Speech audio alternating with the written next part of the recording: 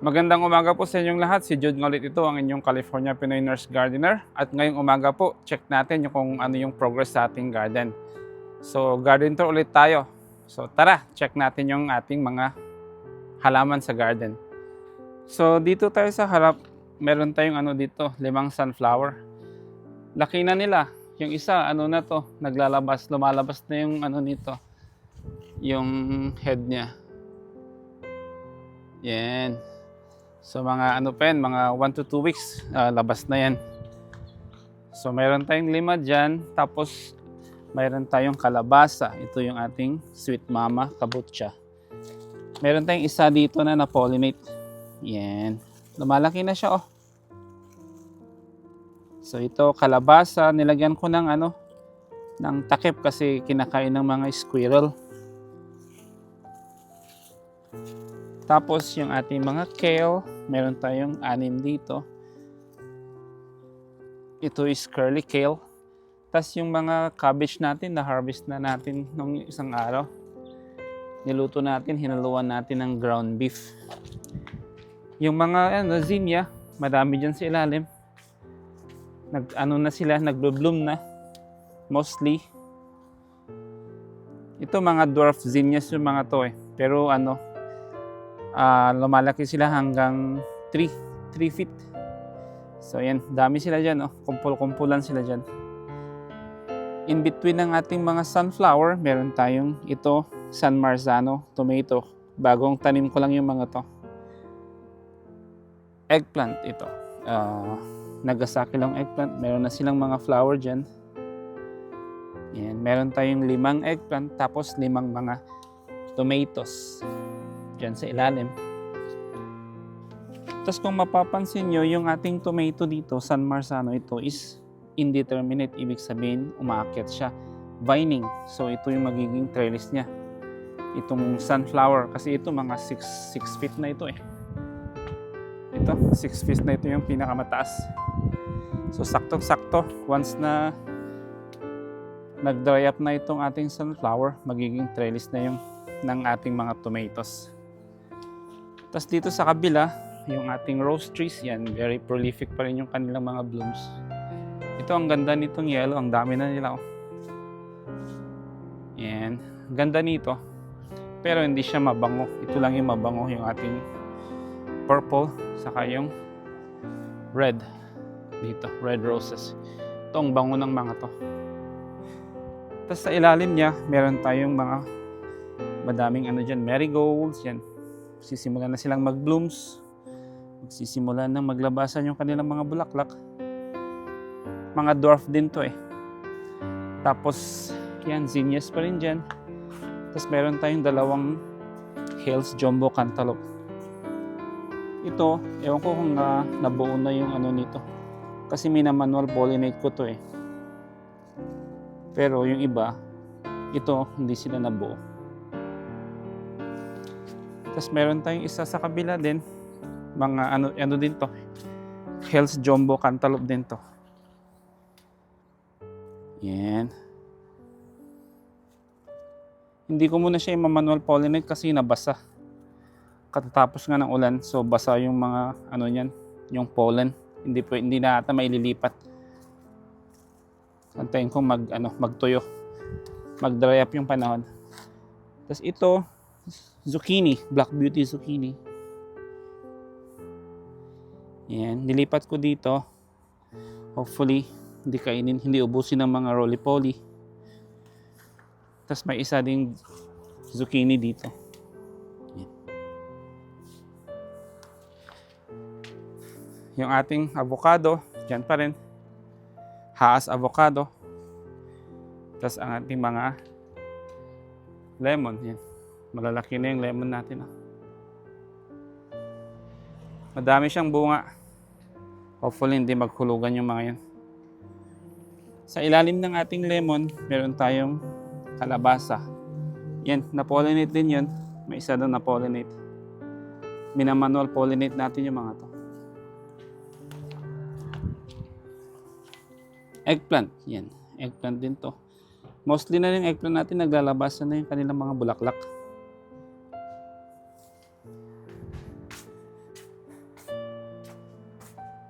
Tapos dito, mayroon tayong 6 na eggplants. Same variety yung mga eggplant natin. Nagasaki lang eggplant yung mga to. Masasarap yung mga to. Japanese variety.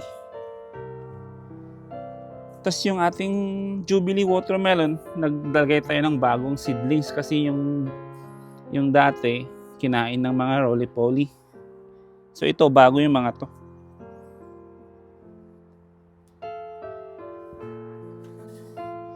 Tapos ito yung pangatlong pangatlong kalabasa. Yan. Madami na siyang mga dyan, female flowers. Ito tinakpan natin kasi nga lakas ng ulan. So ito ima-manual pollinate natin to. Kuha lang tayo ng pollen ng zucchini.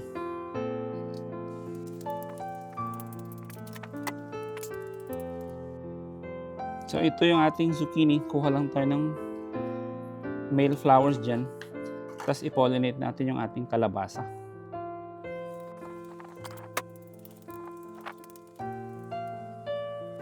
So ito yung male flower ng zucchini na kinuha natin sa likod.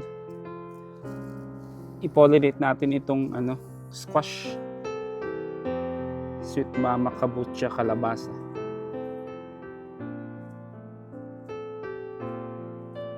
Cross-pollination. Anyway, hindi naman natin i-collect yung seeds. Para lang ma-pollinate siya para magbuo. Tapos takpan natin para hindi mabasa. Sunod naman yung ating mga okra. Yan, may mga bulaklak na sila. Mayroon tayong dito, 5 okra.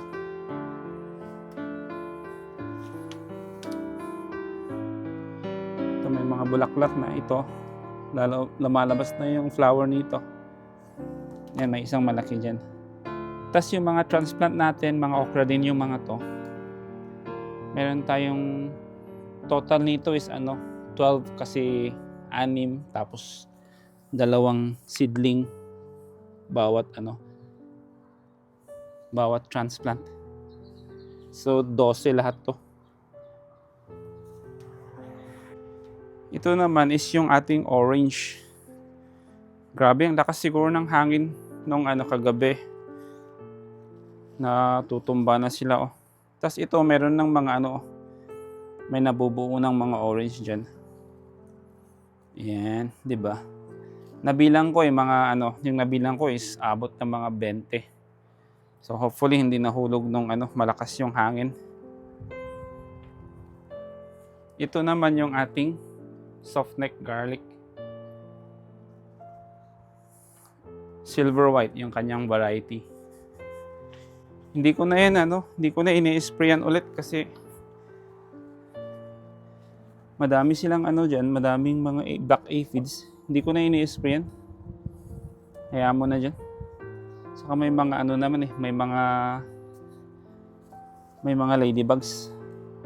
Yan dami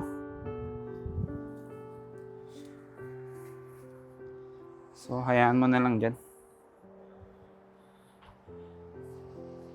Dito banda, meron tayong 3 tomatoes. Raspberry Liana tomato yung kanyang variety. Yan. Mga dyan, maliliit na tomatoes dyan. Yan. Ito naman yung ating persimmon. Kung papansin nyo, nag-open up na yung kanyang mga bulaklak Yan. Sunod dyan, pag nag-dry up na yan, mahuhulog yung mga ito, tapos maiiwan yung persimmon fruit sa ilalim. Daming mga fruits sa mga branches niya. So most likely iti-thin out natin to. Otherwise, ang daming mailalagay na dito na trellis. Otherwise, mababali yung mga branches pag sobrang dami. Yan, labas na yung kanilang mga nag-open up na yung kanilang mga bulaklak. Nice. Dito naman sa kabila, meron din tayong mga zinnias dito. Tapos may 4 tayong tanim na raspberry Liana tomato. Dami na nilang mga tomatoes na buong tomatoes. Ito yung ating na overwinter na 2 eggplants. Nagasaki lang eggplant. Madami nang naglalabas ang flowers. Ito, binabrush lang natin ng yung pang makeup brush para ma-pollinate siya. Tapos kung mapapansin nyo, meron na silang nabubuo dito. Yan. Mayroong 1, 2, 3. Tapos ito, pang-4 to, nabuo din ito. Diba? Ito yung kagandahan ng overwinter eh. Nagpo-produce sila ng mas maaga kasi sa mga bagong tanim. So for sure, ngayong after ng season na ito, after ng summer season, mag-overwinter tayo ng madaming eggplants. Dito naman is yung mga same din, raspberry Liana tomato. Tapos malalaki na sila oh. Dami. Yan, dami dyan, daming tomatoes, pati rin sa likod. Tapos ito din, yung isa din tomato. Madami ding nito. Fruits. Yan, tomato fruits. O, diba? Saya. Pag pag nag-init na ulit, for sure mahihinog na yung mga to. Dito tayo sa garahe. Ito yung mga succession planting natin natitira. Ito, mayroon tayong 6 na okra, emerald okra. Meron tayong 2 Jubilee watermelon. Tapos meron pa tayong 6 na dito, Nagasaki long eggplants. 4 na butternut squash pero hindi pa sila nag-i-sprout. Tapos 2 sweet mama kabocha kalabasa. Hindi pa sila nag-i-sprout. Sa ilalim, nagpapa-propagate tayo ng mga mango. So ito, nabili lang natin to sa store. Tapos kinuha natin yung mango seeds. Yan, binabad natin sa tubig. 'Di ba? Galing. Hopefully, makapatubo tayo nito. Tapos ilagay natin sa malaking paso. Yan. Dito sa likod, sa may side, meron tayong lemongrass. Tapos 4 na Thai chili peppers.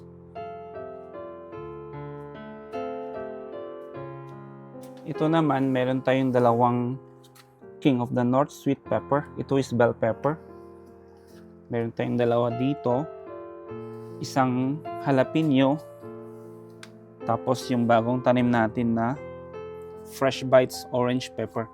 Ito is matatamis yung mga to. So itong jalapeno, nagsisimula na silang mag-flower. So hayaan ko na lang muna itong mag-produce ngayon, tapos baka tanggalin ko na to pagkatapos ng summer season. Ito, Armenian cucumber, meron tayong 2 containers dito, 7-gallon containers.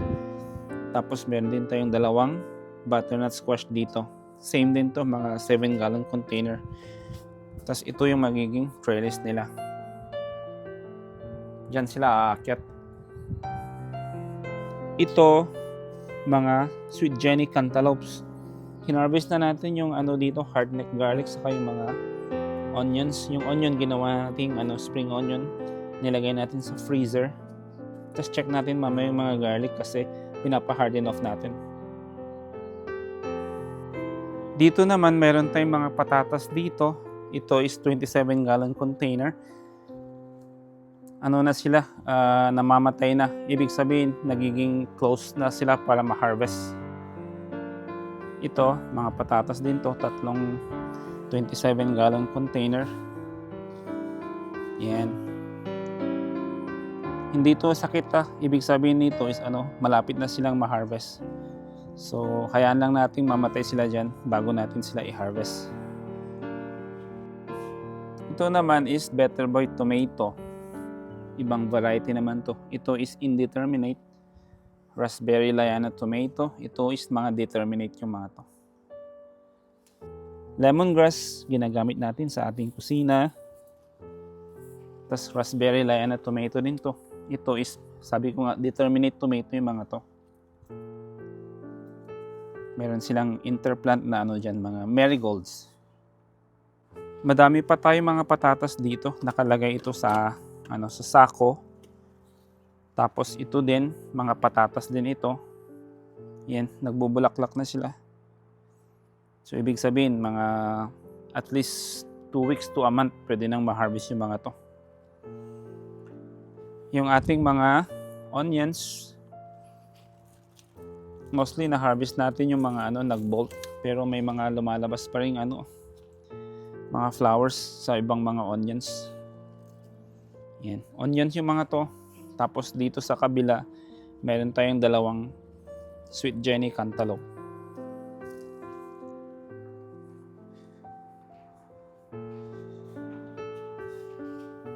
Ito, raspberry liana tomato din ito. Madami nga tayong tinanim na tomato sa ating garden. So mga to, siguro 2 weeks. 2 weeks, madami na tayong maha-harvest dito. 2 to 3 weeks. Meron tayong dalawang butternut squash dito. Yan. Nabasa na ito kaya hindi na natin mapopollinate yan. Pero try kaya natin. Kuha lang tayo ng flower ng ating zucchini.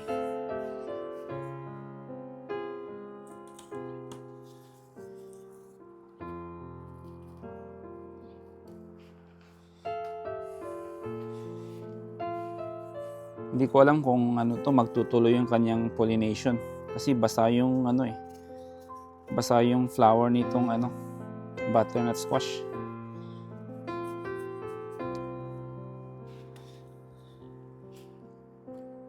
So hopefully magtuloy yan.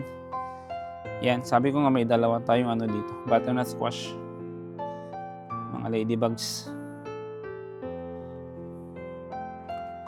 Sa ilalim niya, meron tayong mga onions. Ito is yung ating sweet Utah jumbo onion. Tapos may nilipat akong mga San Marzano tomatoes. 5 seedlings yung nilipat ko dito.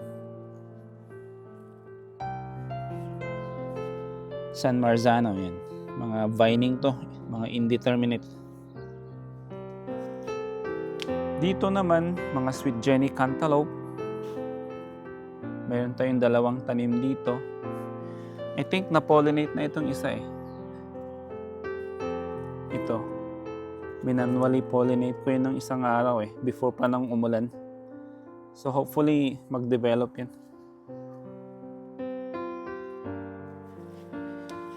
Ito, meron pa tayong dalawang butternut squash dito. Ito yung na-pollinate ko ng isang araw. Parang 3 days ago. Ginamitan ko ng pollen ng zucchini. Yung ating zucchini male flowers. Yan, nirab ko lang dyan. Cross pollination. Anyway, yung purpose ko lang naman is para ma-pollinate siya. Hindi ko i-collect yung seeds. Para lang mag-develop. Tapos para may makain tayo sa kusina. Madami siyang naglalabas ng mga female flowers. Ayan, ang dami tayong ladybugs dito. Ito mga female flowers yung mga to. Better Boy tomato. Yan. Tapos mga onion din to. Sa naman to, nag-interplant ako ng mga Sweet Jenny cantaloupe. Tatlong seedlings yung nilipat ko dito. Ito, pa rin, nagbo-bolt pa rin sila.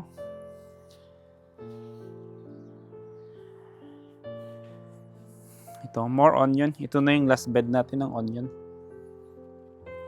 I think kailangan kong i-harvest yung mga nag-bolt na kasi for sure pinasukan na ng tubig yan.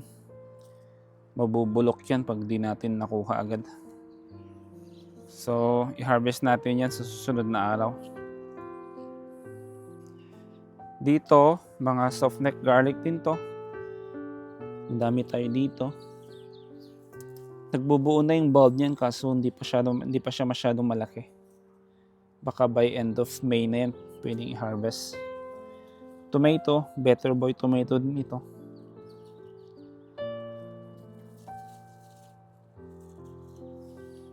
Tapos dito yung ating sayote. Dito sa ating 6-gallon container.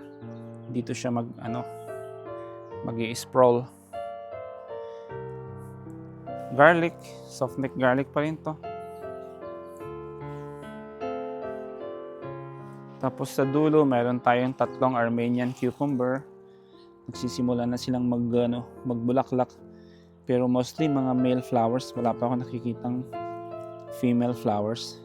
Oh, meron na palang isa. Yan, pansin nyo yan. Female flower yan. Pag nagbukas na yung flower niyan, i-manually pollinate natin yan.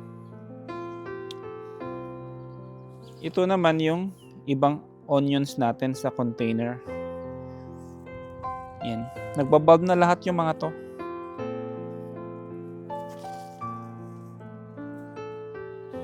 So far, kasi sabi ko hindi sila nag-bolt eh. May nakita na ako dun.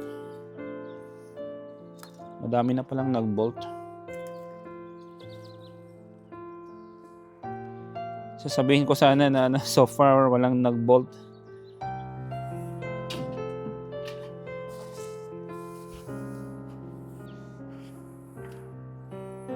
Tapos dito, ito yung ating swamp fertilizer. Ito, nangolekta tayo ng mga orange doon sa may orchard, yung mga nahuhulog na orange, yung mga nabubulok. Kinolect natin, tapos yan, binabad natin dito sa ating bucket. Nilalagyan ko to ng molasses kasi pag walang molasses, nangangamoy siya. Yan.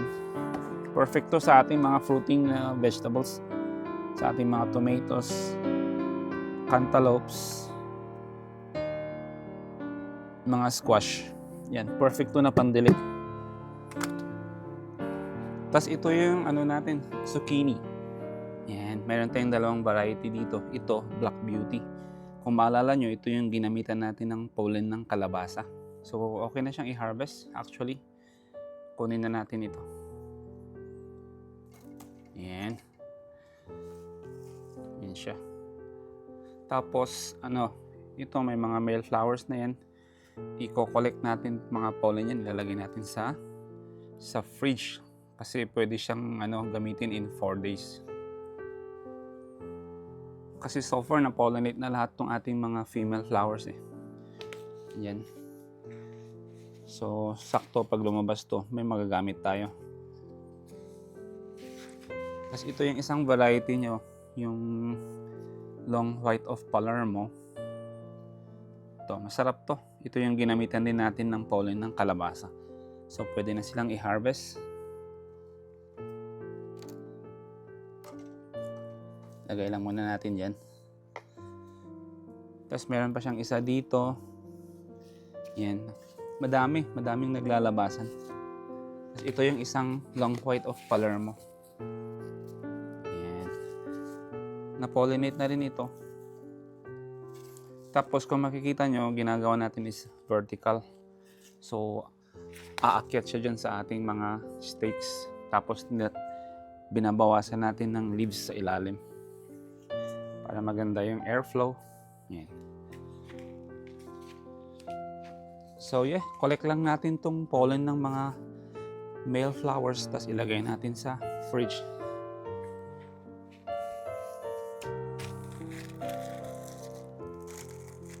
So ito lang, ginagamitan ko ng Q-tips. Tapos i-collect natin dyan.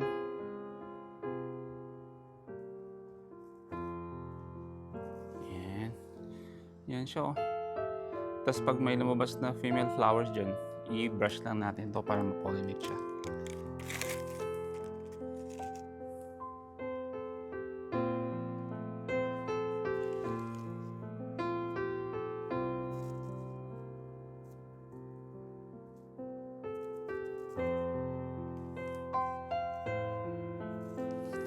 Dami.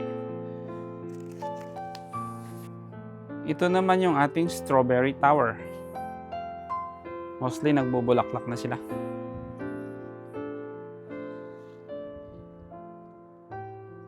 Dito, yung ating cut and grow na spring onion, zucchini. Meron pa tayong 2 pots dito ng zucchini.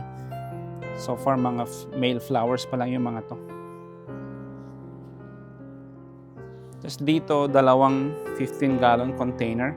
Meron tayong King of the North sweet pepper. Tapos may kasama siyang mga zinnias. Same din dito, King of the North sweet pepper yung mga to. Nag-ano na sila, nagbabuds na. Tapos dito sa isang 15-gallon container din, meron tayong mga dalawang Better Boy tomato. Yan, may nabubuo na doon.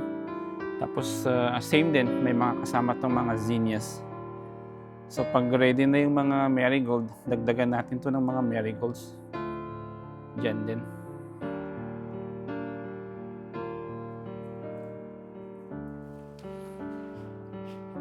Tapos yung ating zinnia tower,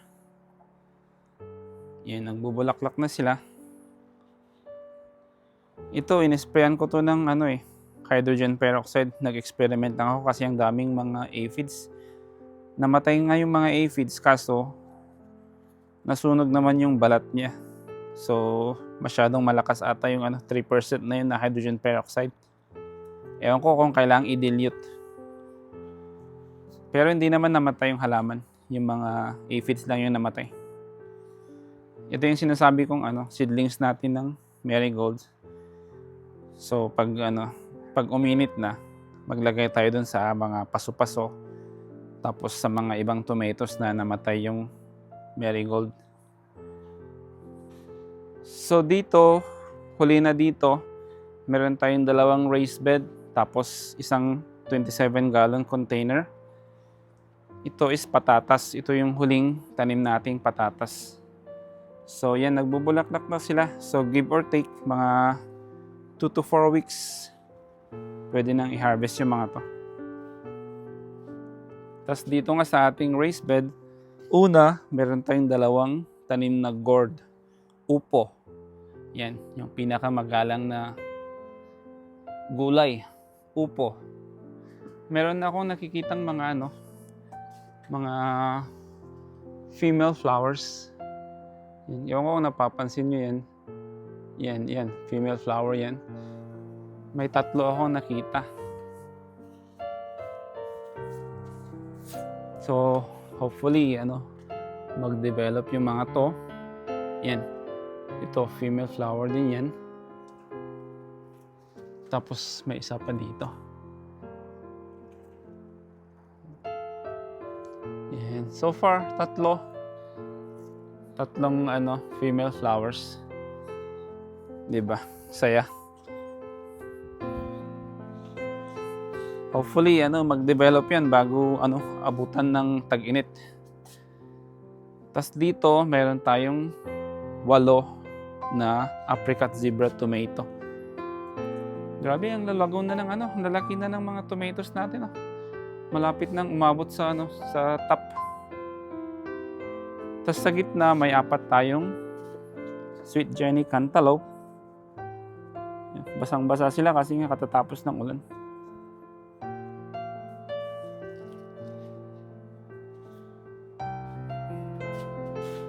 Dito sa kabila, meron tayong 4 na Better Boy tomato.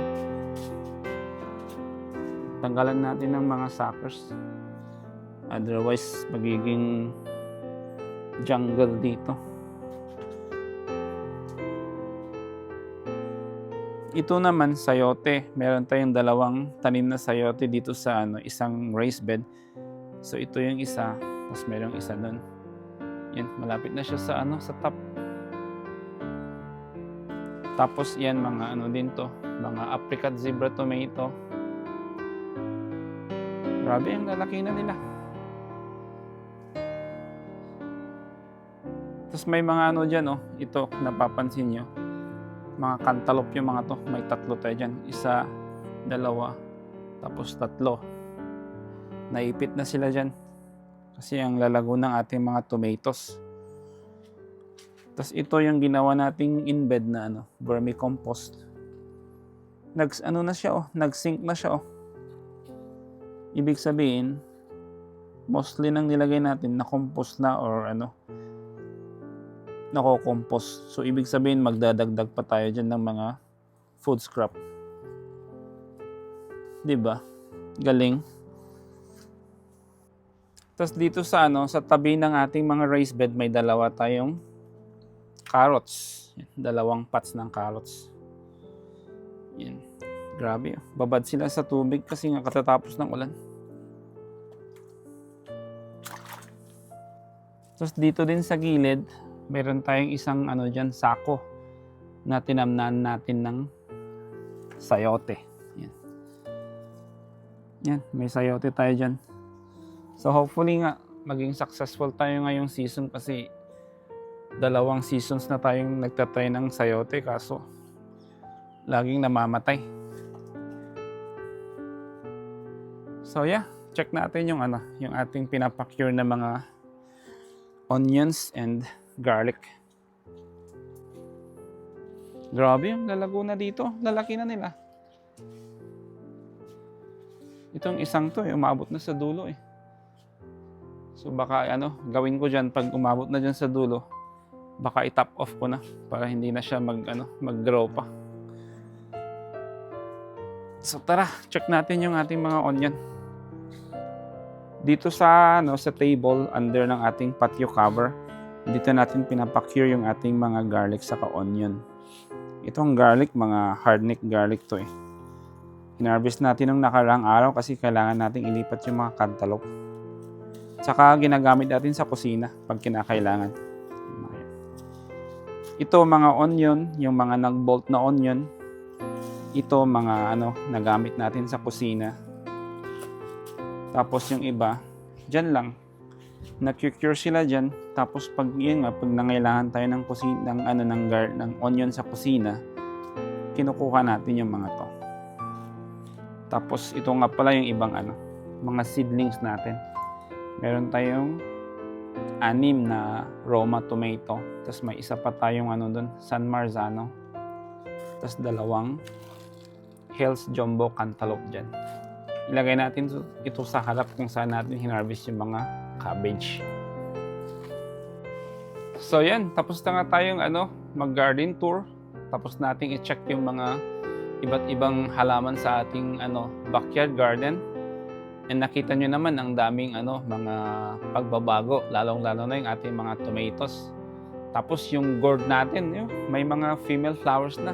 Kaya sobrang excited ako, hopefully makapagpabunga tayo ng mga gourd. Tapos may mga na-harvest tayong mga zucchini, yung mga ibang squash natin, may na-pollinate din tayo. So, yeah, dami mga changes na nangyari sa ating garden. So, kita-kita ulit tayo maybe after a week. Garden tour ulit tayo. So, hopefully, once na nag-pick up na yung weather, pag uminit na, magpipick up na rin yung growth ng ating mga summer crops. Kasi nga, umuulan for the past a day and a half, and magiging malamig for like 2 to 3 days. So yeah. Salamat nga ulit sa mga nanonood, salamat sa mga nag-subscribe, sa mga sumusuporta. Sana po hindi kayo magsasawang suportahan saka panoorin yung ating mga videos. Mag-ingat po kayo palagi and God bless you always. Paalam na po.